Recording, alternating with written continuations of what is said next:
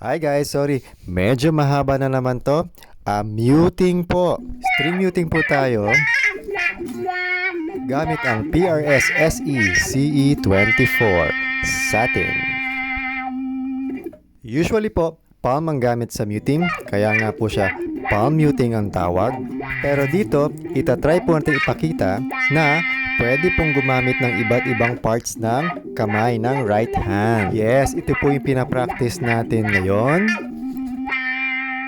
String muting po, gamit ang pinky muting, minsan thumb muting, at other fingers. Sorry at napasarap na naman po tayo.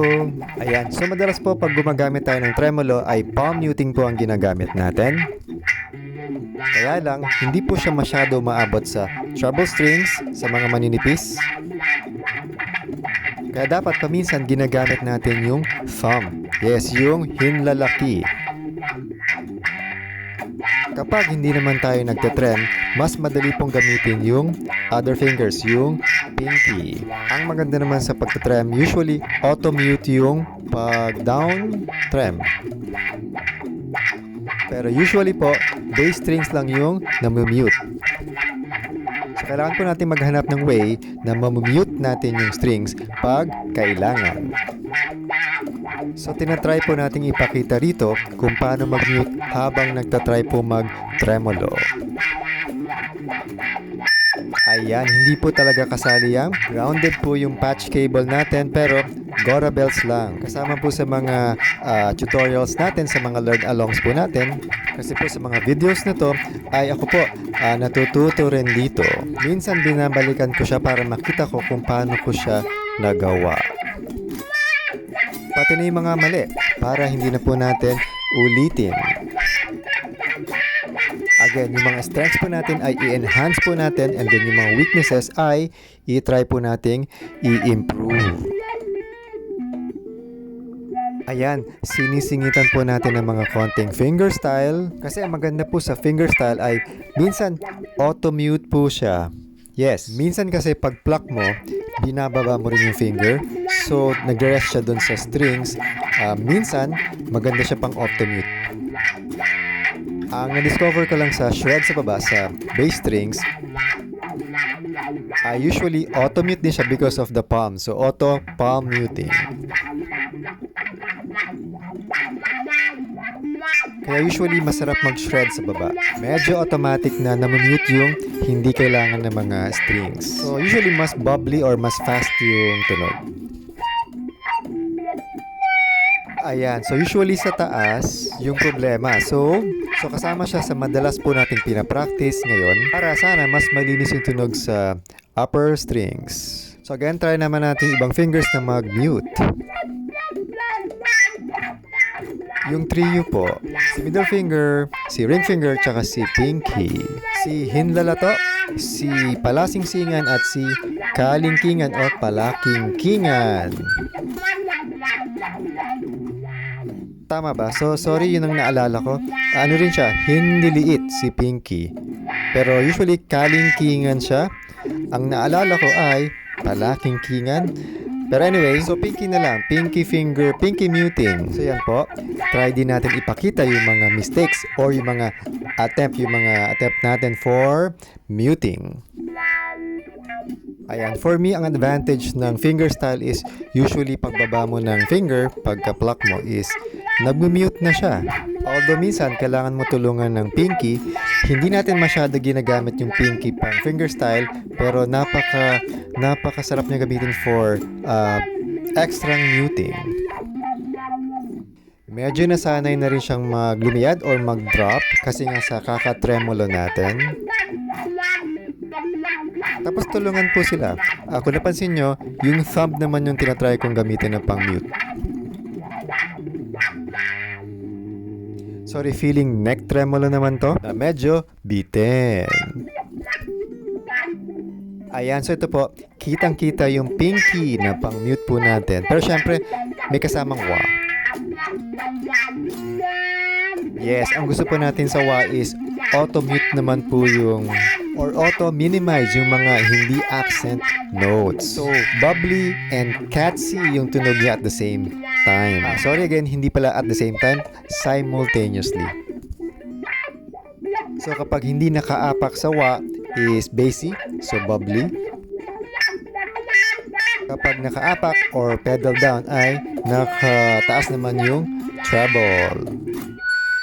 So, catchy or pinchy, shrieky or banshee yung sound. Basta for me, ang importante is parang malayo yung travel ng notes. At mukhang mas expressive siya in this way. Ayan, pinky muting po ulit.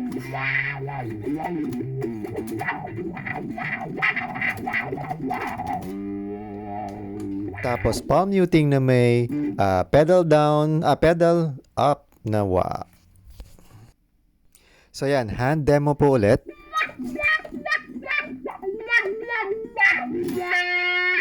Try po natin gamitin alternately pang mute yung pinky finger, yung thumb finger, tsaka yung other fingers.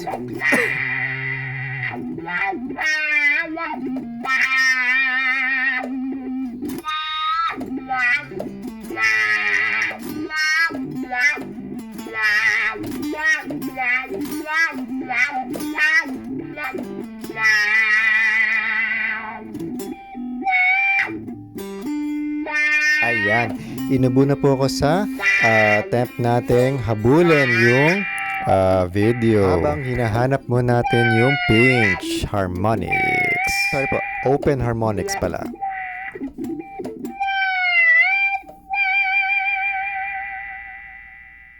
Yon, after 48 years of attempt.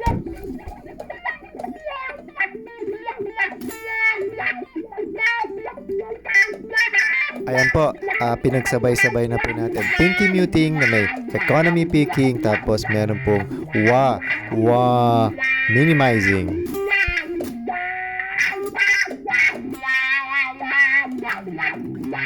At napasarap na po. Tuloy-tuloy lang, Dora Bells.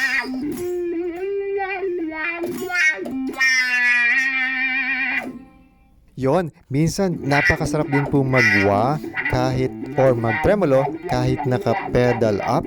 So mababa yung treble, mataas yung bass. Ayan, thumb muting naman po.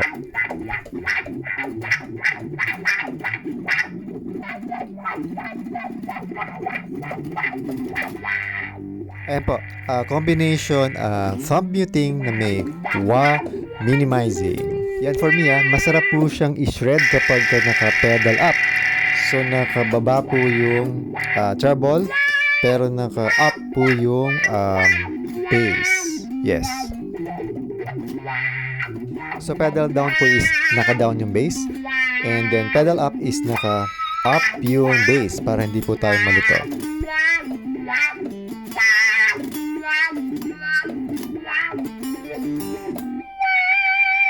Ayan, dahil po nag-harmonics po tayo kanina, ay tinatry po nating mag-harmonics ulit. Baka makachamba po tayo ulit. Ayan, rinig po natin. Nakataas po yung wa. Ay, naka-pedal down. So, naka-down po yung bass. So, mataas yung treble. Gulo, no?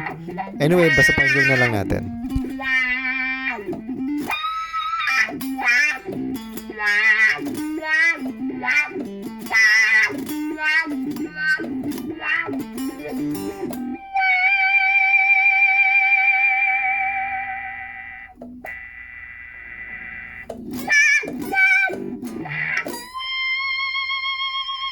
Ayan po, sample na nakachamba po tayo ng notes. Ang sarap po niyang i-tremolo, ang sarap niyang i-wa. Tsaka practice din po ito ng paghawak ng pag-catch ng tremolo. Kasi nga po gusto natin siyang mga 1 to 2 steps na maluwang. Gusto ko yung may konting alog, yung may konting drill. Play dun sa trem bar. Para mas expressive po siya.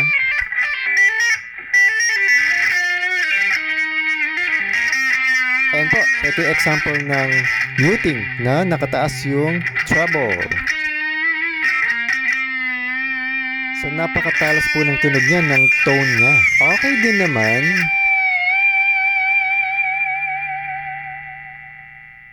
Ay, maganda siya sa harmonics. Kaya lang overall ay matalas po yung tunog kahit na minumute po natin. So para sa akin, mas maganda na meron siyang wah. Again guys, dalawang wah po yung gamit natin dito. Yung expression pedal ng Zoom, naka-on po yung wah na black wah na effect, yung manual. And then, yung manual pedal po natin na RTEC. Yes, RTEC wah pedal. Ayan, Chamba accent notes po ulit.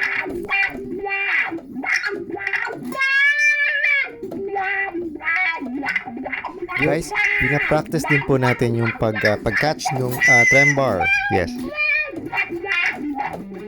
Medyo sanay na rin po ako mag-catch. Alam ko kung bakit. Yung nasa court naman na license na Floyd Rose, naka-in position yung bar niya. I mean, tighted in position yung bar niya. I think Floyd Rose is special. So ito po ay run practice na may kasamang palm mute. And then alternate yata ng wah pedal. So pedal down tsaka pedal up.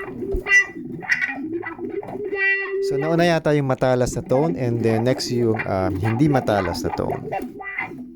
Or yung dynamic na tone kasi pinipedal natin siya eh. And so pedal, general shout out sa mga friends nating fellow bikers. Hi po. Bikers of Rizal. Hindi tayo masyado nakaka-post doon pero try natin humabol. Nakakayahan naman kasi nalagyan ko siya ng ng guitar content yung Bikers of Rizal. Pero hi po mga boss. Continue tayo sa pag-bike, sa pag-pedal. Rizal man o hindi, kahit saan. Ayan, so ito po, napakatalas. Nakakahiya po mag-pick. Mas masarap po siyang i-shred pag dynamic yung tone. And then, mas masarap mag-tremolo kapag naka-pedal down or nakataas yung treble. Pedal down or nakadiin. Nakatodo or nakadiin yung treble. Ayan, sorry po. Napakatalas po ulit. Ako po ay natatalasan. Parang nakakahiya po mag-tremolo kapag masyado na pong matalas from the very start. Naka-mute na po yata yan pero parang walang mute kasi sobrang talas po talaga.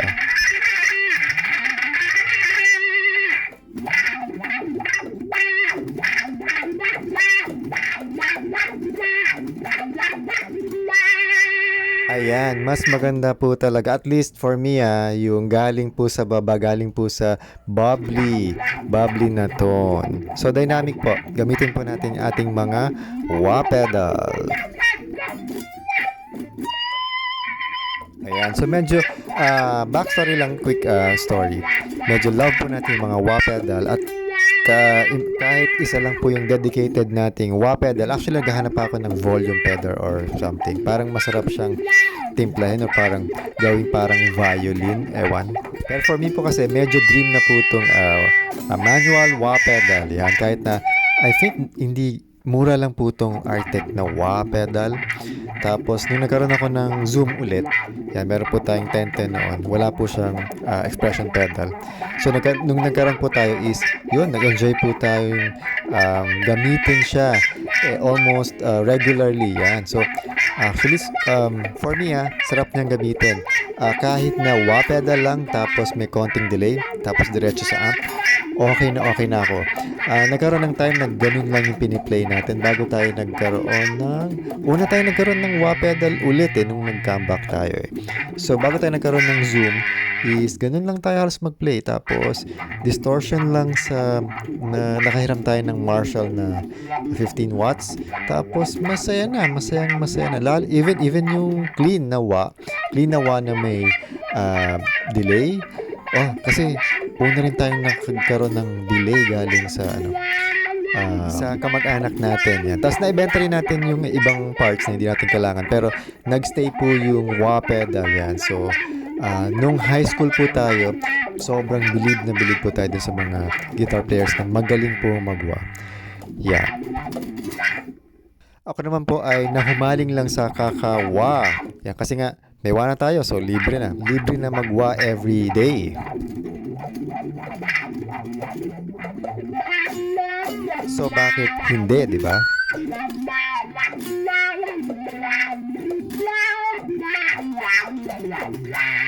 Tsaka biker po tayo, yes. Kahit hanggang ngayon naman po. So, yan. So, siguro, nasabay lang yung pagiging biker natin, yung kakapedal sa kakawa. So, ayan. Ganyan po tayo magwa. Dalawang paa. Hindi ko actually alam kung may gumagawa pa nito. Hindi ko pa na YouTube, hindi ko pa na Google, pero bahala na. Basta po tayo ay nag-enjoy na nagpepedal ng dalawang paa, ng dalawang wa, at nagigitara ng sabay. So, yung hobby po nating paggigitara at pagbibisikleta ay napagsabay po natin.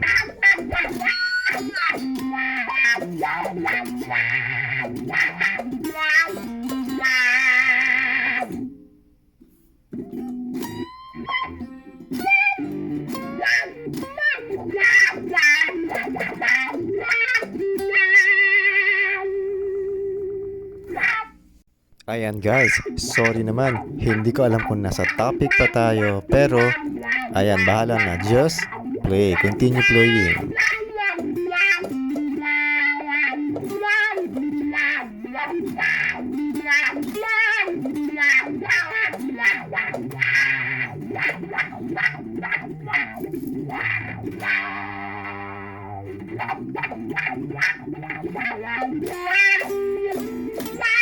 Hindi ko na alam kung anong ginagamit natin na pang-mute. Palm mute, thumb mute, wah.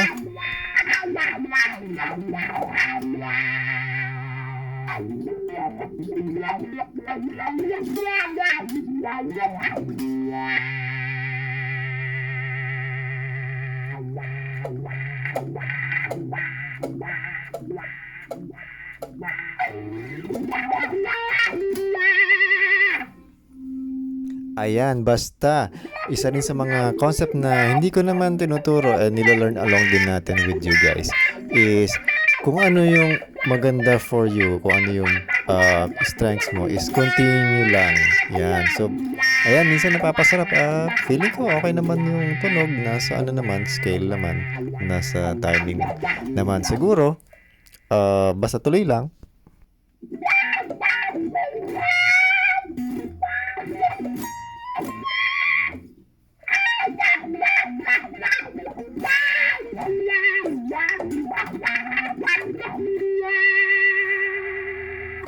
Hi, sorry.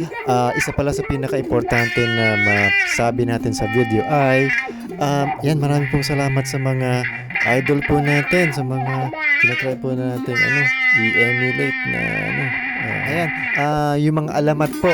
Yan, sila, siyempre si Jimmy Hendrix. Yan po.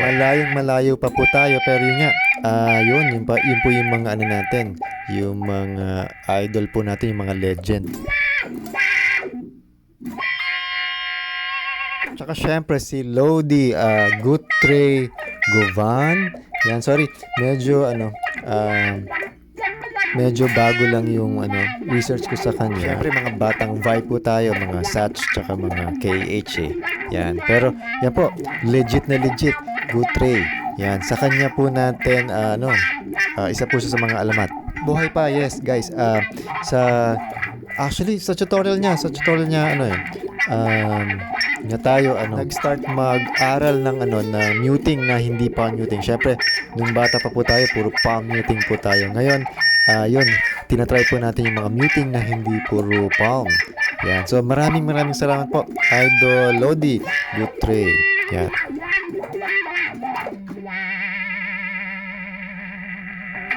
Yan, isa po siya sa mga playlist natin. Yan, hindi po masyado masakit pakinggan. Although, syempre, yung mga masasakit pakinggan, idol din natin. Syempre, mga Pantera, Megadeth, yan. Syempre, Metallica, yan. Nasa playlist po natin yan pagka nagtatrabaho po tayo, for me, hindi naman nakaka-relax, pero parang dahil very rhythmic yung tugtog nila is tuloy-tuloy po tayo nagtatrabaho. Tapos, dahil medyo malakas po, medyo maingay, ay hindi po natin naririnig yung mga ingay hindi naman ingay, yung mga, syempre nag-uusap yung mga office mate natin. Minsan, ayaw po natin siyang marinig Gusto po natin na tuloy-tuloy lang po talaga tayo dun sa tinatrabaho po natin, especially yung mga drawings. Yan, gusto po natin ay tuloy-tuloy lang yung mga drawings paminsan-minsan.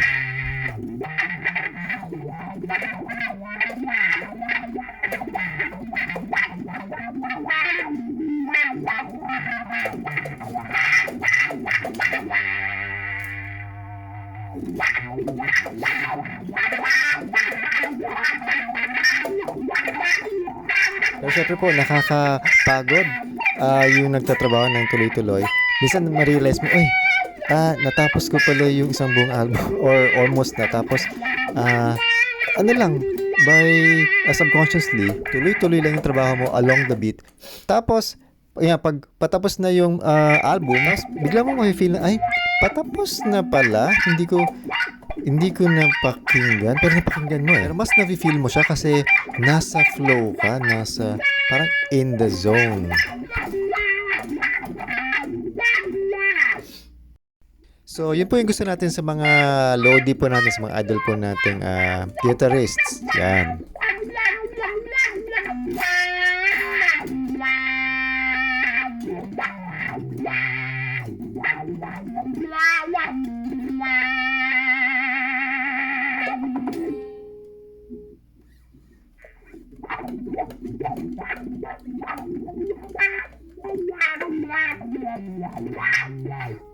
Yan po yung naka-high gain. Yes, naka-todo po yan.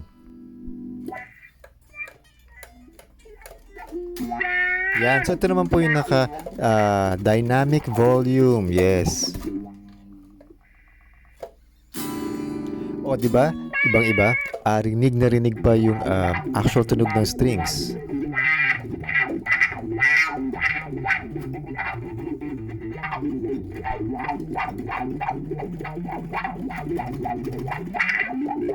O ayan, balik po tayo sa high volume, high gain.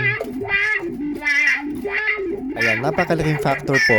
Mapapansin niyo pagka nagtumutugtog na kayo ng malakasan. Is ito nga, kailangan minumute po talaga. Yan, isa po sa mga pinapractice po natin ngayon is yan, yung pag-mute.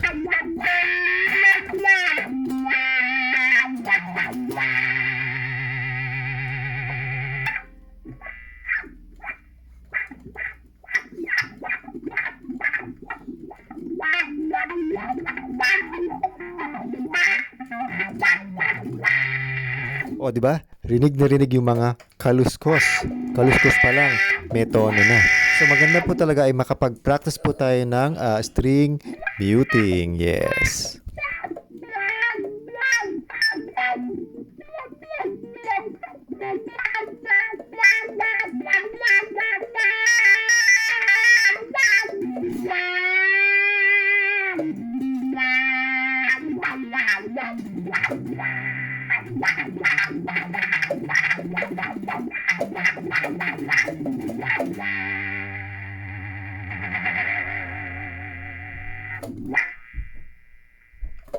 So yan po, patapos na, yes. And then, naalala po natin, yung mga idol po natin, yung mga lodi po natin, for me, may mga categories pa. So, yung magagaling po na legendary, yan, usually mga icon po natin yan.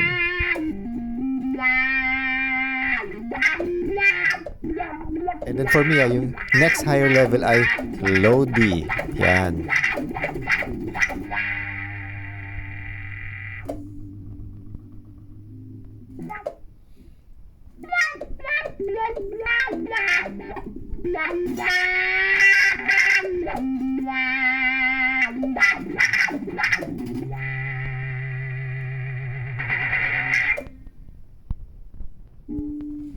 And then yung topmost ay idol. Yan, sorry, meron pang mga categories ha. Yes, yung mga idol po natin ay idol po natin hindi lang sa paggigitara, pati na rin po sa lifestyle. Yan, yung mga ano po, katulad ni Steve Vai, yan, bukod sa napakagaling na gitarista ay napakagaling din pong tao, napakabait po.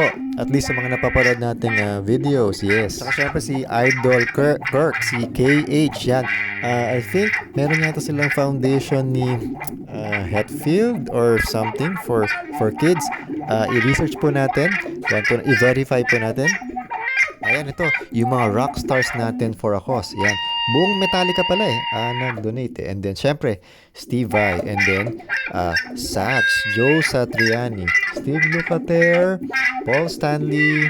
Yan guys, yung mga idol po natin. Saka syempre, John Bon Jovi. Bon Jovi, yan. Soul Kitchen, yan. Restaurant yata to. Restaurant Foundation sa New Jersey na may libreng food para sa mga tao. Yes. David Gilmour yata, and then the Beatles. Syempre, i-research natin guys, gawa natin ng separate na vlog. Sorry naman guys muting video to, guitar string muting video tutorial. Tapos naging ganito. Medyo mahirap siya guys, pero continue lang, practice tayo.